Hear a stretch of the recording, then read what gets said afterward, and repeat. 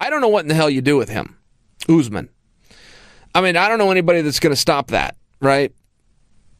He has a very simple game plan with a ton of heart and athleticism.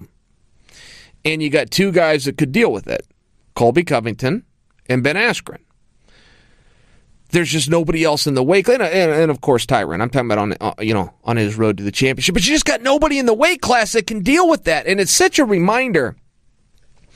I love the completeness of mixed martial arts, and I love where the sport's at. But you will be reminded by certain guys that if you are dominant, absolutely dominant in one style, you can take that to the top. Damian Maia had his run and reminded us all that as far along as this sport is, you don't have to be a black belt in mixed martial arts if you are dominant in what it is you do.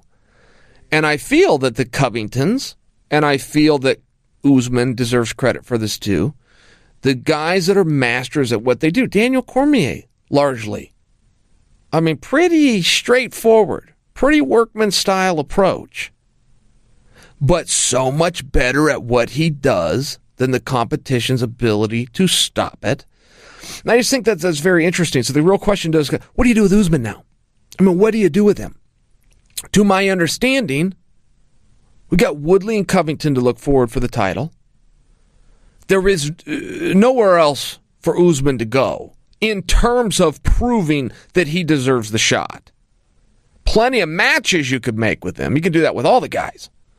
But in terms of proving, hey, put me in, coach. I'm ready. Yeah, okay. You've proved your point. What is he now? He's like 17-0? It's something. I remember when he was 15-0, and that was a while ago. I think he's 17-0. Best record in all of mixed martial arts. Put it in perspective, I think John Jones's record is like 20-1 or 21-1. Pretty impressive. Pretty impressive run. And then you do come down. Who do you want to see him fight? And that matters too. It's not just your ability, it is your market ability. So who's the fight? Where does he go? I'm sure there's an answer for that. I'm asking you guys. Who do you want to see Usman fight?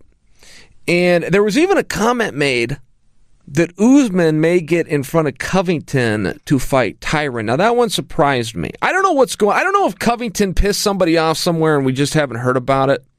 I don't know. But I will tell you, and yes, I do come to you very, very biased as it pertains to Colby Covington. That's true. But I try to be fair about it, and I'm looking at going, hey, he's done everything.